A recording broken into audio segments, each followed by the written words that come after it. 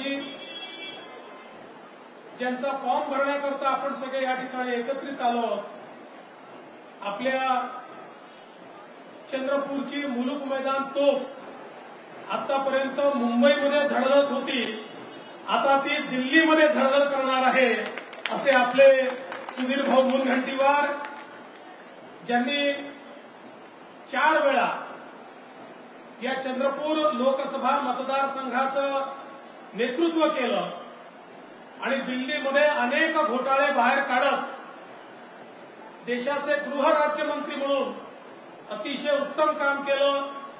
ते आदरणीय हंसराज भैया अहिर, सन्माननीय खासदार रामदास तडसजी, आमदार संजीव रेड्डी बुतकुलवारजी, आमदार संदीप धुर्वेजी, आमदार अशोक उईकेजी, हरीश शर्माजी, संजय धोटेजी, राहुल पावडेजी, अशोकराव जीवतडे, राजीव कक्कड, आमचे आशिष बाबू देशमुख, बंडूजी हजारे, नितीनजी या ठिकाणी उपस्थित, विजयजी राऊत, रमेशजी राजूरकर, संध्याताई गुरनुले, राखीताई कांचलवार, मंचावर उपस्थित सर्व मान्यवर आणि उपस्थित सर्व भगिनी आणि बंधूंनो,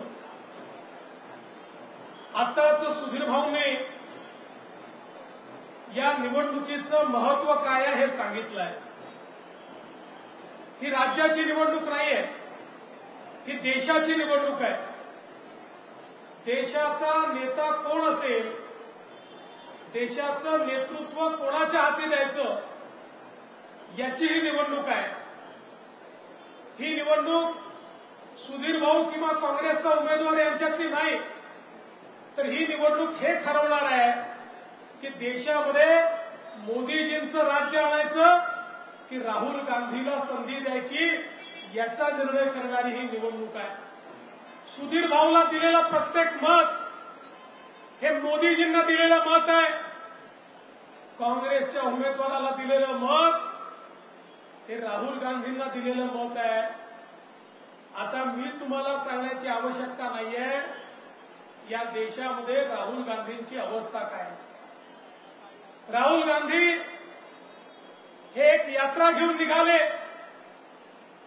आणि असं गमतीने अनेक वेळा म्हणतात, ज्या ज्या पापडे संतन के तहाता बंटा ढार, जिथे जिथे राहुल गांधी गेले त्या त्या ठिकाणी काँग्रेस तुटली फुटली, लोक सोडून गेले आणि निवडणुकीमध्ये त्यांना पराजयाचा सामना करावा लागला। आणि आज संपूर्ण देशामध्ये पूर्व, पश्चिम, उत्तर, दक्षिण, मध्य, ईशान्य देशाच्या कुठल्याही कानाकोपऱ्यात गेलं एकच नाव ऐकू येतं, नरेंद्र मोदी, नरेंद्र मोदी, नरेंद्र मोदी।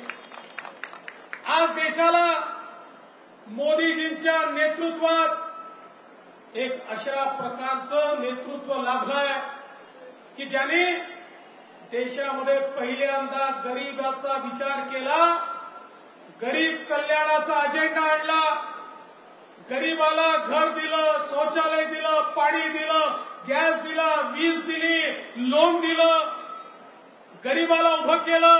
तुम्ही विचार करा, जगाच्या इतिहासात जे झालं नाही ते मोदीजींनी करून दाखवलं। 10 वर्षामध्ये 25 कोटी लोकांना गरिबीच्या बाहेर काढणारा नेता हा नरेंद्र मोदी आहे। जे जगाला समजलं नाही, जे जगाला करता आलं नाही, ते या देशामध्ये मोदीजींनी केलं।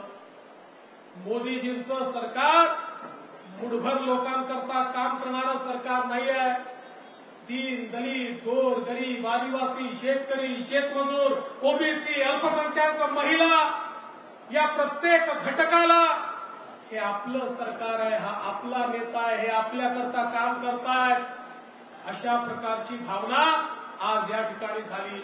आणि म्हणूनच आज आपण पाहतोय महाराष्ट्रातली आपली महायुती भक्कम झाली आहे। भाजप आहे, शिवसेना आहे, राष्ट्रवादी काँग्रेस आहे, रिपब्लिकन पार्टी आठवले आपल्या सोबत आहे, रासप आपल्या सोबत आहे, अनेक पक्ष हे आज आपल्या सोबत आहे आणि एक मजबूत अशा प्रकारची महायुती आपण तयार केली आहे। आणि चंद्रपूरमध्ये तर सुधीर भाऊंसारखा एक उमेदवार आपण दिलाय। सुधीर भाऊ नेतृत्व, कर्तृत्व, वक्तृत्व याचा तिहेरी संगम जर कुठे पाहायचा असेल तर तो आपल्याला सुधीर भाऊ मध्ये पाहायला मिळतो।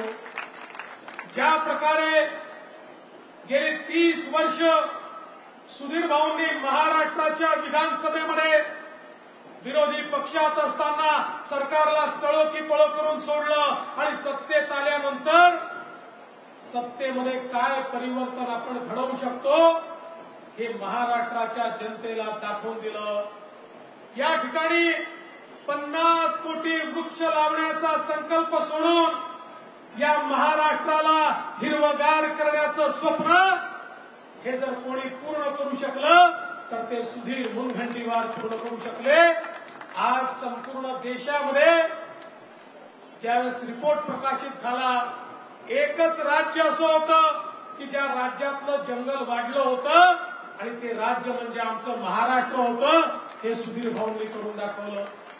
आज सांस्कृतिक कार्यमंत्री म्हणून या महाराष्ट्रामध्ये छत्रपती शिवरायांच्या राज्याभिषेकाच्या 350व्या वर्षाच्या पूर्ततेच्या निमित्ताने छत्रपती शिवरायांना संपूर्ण देशात वंदना तर मिळालीच, पण त्याच वेळी छत्रपती शिवरायांनी ज्या वाघनखाने अफजल खानाचा कोथळा बाहेर काढला होता, जी वाघनख आमच्याकडनं चोरून त्या काळातल्या इंग्रजांनी नेली होती, त्या सरकारशी चर्चा करून ती वाघनख देखील भारतामध्ये आमच्या दर्शनाकरता आणण्याचं काम जर कोणी केलं असेल तर ते सुधीर भाऊंनी केलं।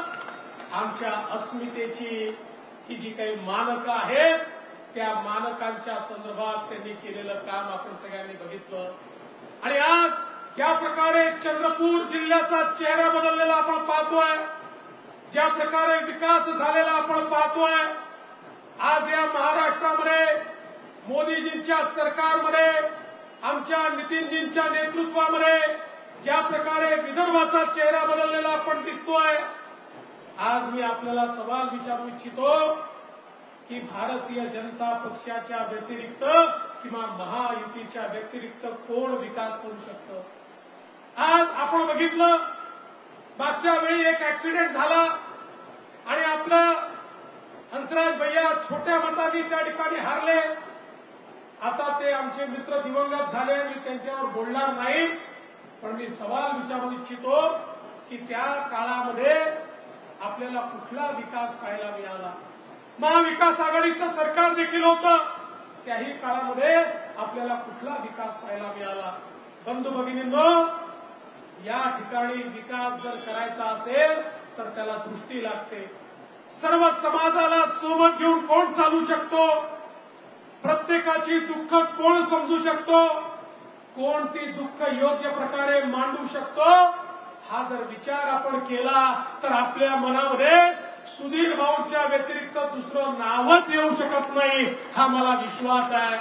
आणि म्हणून आपल्याला फॉर्म भरायला जायचा आहे आणि मलाही गडचिरोलीला फॉर्म भरायला जायचा आहे। आणि मी तुम्हाला काही फार सांगावं असं नाही, कारण चंद्रपूरच्या जनतेने निर्धार केला आहे आणि यवतमाळच्याही जनतेने निर्धार केलेला आहे। नरेंद्र बरोबर आहे ना? तर यवतमाळच्याही जनतेने निर्धार केलाय। आता या वेळेसची जागा रेकॉर्ड मताने आपल्याला निवडून आणायची आहे। ज्यावेळेस आम्ही ठरवलं की महाराष्ट्रामध्ये महायुतीचा फॉर्म भरायची सुरुवात कुठलं करायची, एक मताने सगळ्यांनी निर्णय केला ही सुरुवात चंद्रपूर पासून सुधीर भाऊ पासून झाली पाहिजे। आणि आज ही सुरुवात चांगली झाली, ज्याची सुरुवात चांगली होते त्याचा अंतही चांगला होतो। 1 नंबर सुधीर भाऊ आता 45 पार आमचं थांबूच शकत नाही। आणि अबकी बार